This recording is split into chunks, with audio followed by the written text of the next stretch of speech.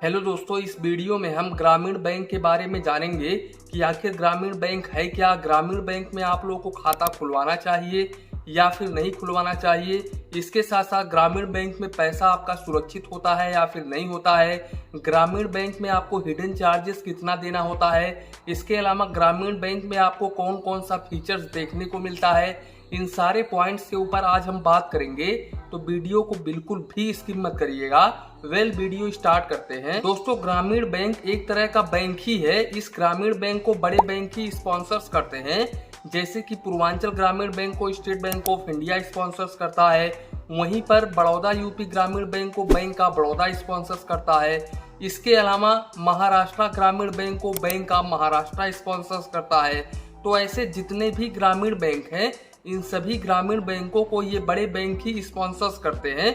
बस यहाँ पर फर्क इतना है कि यहाँ पर आप ऑनलाइन सेविंग्स अकाउंट ओपन नहीं कर सकते हैं। इसके अलावा आप ऑनलाइन एटीएम कार्ड अप्लाई नहीं कर सकते हैं। यानी कि ग्रामीण बैंक में आप ना ही तो एटीएम कार्ड ऑनलाइन अप्लाई कर सकते हैं, ना ही तो online savings account video KYC के माध्यम से ओपन कर सकते हैं।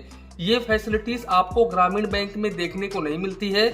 इसके अलावा ग्रामीण बैंक का जो मोबाइल बैंकिंग होता है वो काफी बेकार होता है। मैं आप लोगों को बता देता हूं कि जितने भी बड़े बैंक हैं या फिर जितने भी प्राइवेट सेक्टर बैंक हैं, जितने भी स्मॉल फाइनेंस बैंक हैं, उन सभी बैंकों के मुकाबले ग्रामीण बैंक का मोबाइल बैंकिंग एप्लीकेशन काफी ज्यादा बेकार होता है। दोस्तों, यहाँ पर आपको एक प्रॉब्लम हमेशा से ही फेस करना पड़ता है कि आप ग्रामीण बैंक में अपना सेविंग्स अकाउंट ओपन करवा लिए, उसके बाद में आप मोबाइल बैंकिंग रजिस्ट्रेशन करवा लिए। अब मोबाइल बैंकिंग रजिस्ट्रेशन कराने के बाद में आप जैसे ही लॉगिन करेंगे तो पहले तो लॉगिन ही नहीं होगा, और अगर किसी कारणवश यहाँ पर लॉगिन हो जाता है तो उसके बाद में अगर फंड ट्रांसफर करेंगे तो फंड ट्रांसफर सामने वाले के पास में नहीं जाएगा, आप बैंक बैलेंस चेक नहीं कर पाएंगे।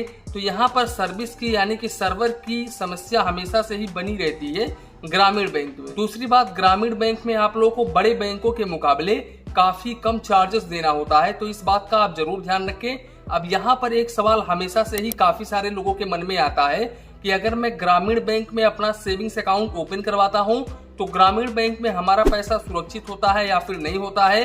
तो मैं आप लोगों को बता दूं कि बड़े बैंकों के मुकाबले ग्रामीण बैंक भी यानी कि जितने भी बैंक हैं सभी के सभी बैंक DICGC से इंश्योर होते हैं। ग्रामीण बैंक भी DICGC से इंश्योर होता है। तो ग्रामीण बैंक में अगर आपका पैसा डूब जाता है या फिर ग्रामीण बैंक कोई डूब गया तो ऐसे कंडीशंस में आप लोगों का 5 लाख रुपए तक का अमाउंट बिल्कुल आसानी तरीके से मिल जाएगा।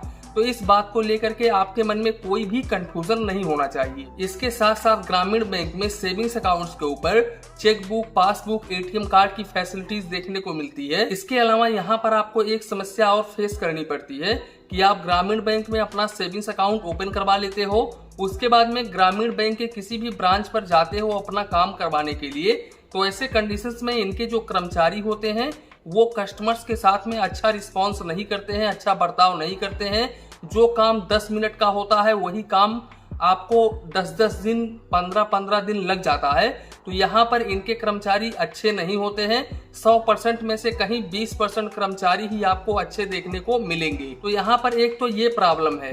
दूसरा प्रॉब्लम दोस्तों, काफी सारे लोगों के मन में कंफ्यूजन हो जाता है कि मेरे अकाउंट से 2000 रुपए कट गए या फिर 200 रुपए कट गए, 300 रुपए कट गए, 400 रुपए कट गए, और मेरे अकाउंट में मिनिमम बैलेंस भी था फिर भी मेरा पैसा कट गया, ग्रामीण बैंक में खाता था, तो आखिर ये बैलेंस कटता क्यों है।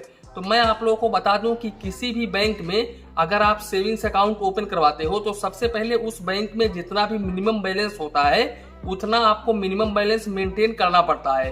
फॉर एग्जांपल मैं ले लेता हूं, किसी भी ग्रामीण बैंक में आप अपना सेविंग्स अकाउंट ओपन करवाते हो तो उस ग्रामीण बैंक में अगर 1000 रुपए मिनिमम बैलेंस मेंटेन करके चलना है, और अगर आप 1000 रुपए मेंटेन नहीं करते हो तो ऐसे कंडीशंस में आप लोगों को 100 रुपए मंथली चार्जेस देना होगा। ये मैं एग्जाम्पल के तौर पर बता रहा हूँ।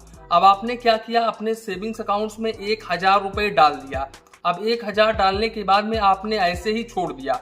अब यहाँ पर आपको मिनिमम बैलेंस चार्जेस तो नहीं देना पड़ेगा, लेकिन एक बात का आप हमेशा ध्यान रखें कि यहाँ पर ओनली मिनिमम बैलेंस चार्जेस ही नहीं होता है, यहाँ पर SMS अलर्ट चार्जेस भी होता है।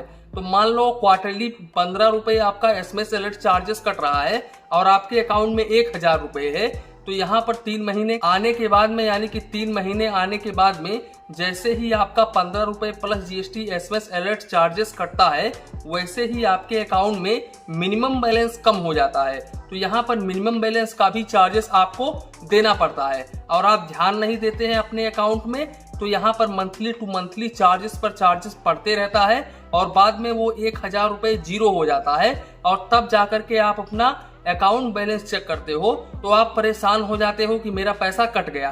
तो यहाँ पर मैं आपको यही कहूंगा कि अगर आपने किसी भी बैंक में अपना सेविंग्स अकाउंट ओपन करवा रखा है तो उस बैंक में हमेशा से ही बैंक बैलेंस चेक करते रहें, स्टेटमेंट चेक करते रहें। इसके साथ साथ कितना इसमें एसएमएस अलर्ट चार्जेस है, कितना एटीएम कार्ड चार्जेस है, सभी बातों का आप ध्यान रखें। अगर आप इन बातों का ध्यान रखते हैं तो आपको 1000 रुपए, 400 रुपए, 500 रुपए चार्जेस नहीं देना पड़ेगा, आपका फालतू चार्जेस नहीं डेबिट होगा आपके अकाउंट से। और एक बात मैं आप लोगों को बता दूं कि जो ग्रामीण बैंक का ब्रांचेस होता है वो ज्यादातर करके रूरल में ही होता है, यानी कि सिटी में जैसे कि semi urban, urban metro cities में यहाँ पर आपको ये ब्रांच देखने को नहीं मिलता है। और यहाँ पर एक और पॉइंट है, यहाँ पर काउंट ऑफ ट्रांजेक्शन में, जैसे कि मान लो आपने किसी भी ग्रामीण बैंक में अपना सेविंग्स अकाउंट ओपन करवा रखा है और वहां पर आपको एटीएम कार्ड मिला और उस एटीएम कार्ड पर काउंट ऑफ ट्रांजेक्शंस पर वो ग्रामीण बैंक ने ये लिख रखा है कि आप मंथली 5 बार ट्रांजेक्शन कर सकते हो। अब मान लो आपका अकाउंट बड़ौदा यूपी ग्रामीण बैंक में है, अब बड़ौदा यूपी ग्रामीण बैंक आपको ये बोलता है कि आप अपने ओन बैंक के एटीएम से मंथली 5 बार पैसे निकाल सकते हो, तो आप बैंक का बड़ौदा के एटीएम से भी मंथली 5 बार पैसे निकाल सकते हो। ये इनका ओन एटीएम ही है, क्योंकि बैंक का बड़ौदा यहाँ पर बड़ौदा यूपी ग्रामीण बैंक को स्पॉन्सर्स करता है, तो यहाँ पर ये इनका ओन एटीएम ही है। तो यहाँ पर आपको इस बात को लेकर के कोई भी कंफ्यूजन नहीं होना चाहिए। तो कुल मिलाकर के यही था ग्रामीण बैंक। इसी के साथ में वीडियो समाप्त करते हैं। वीडियो पसंद आया हो तो प्लीज वीडियो को एक लाइक करिए और अपने चैनल फाइनेंस बैंकिंग को सब्सक्राइब करिए। मन में कुछ डाउट हो, कंफ्यूजन हो तो प्लीज कमेंट करिए। धन्यवाद, मिलते हैं नेक्स्ट वीडियो में।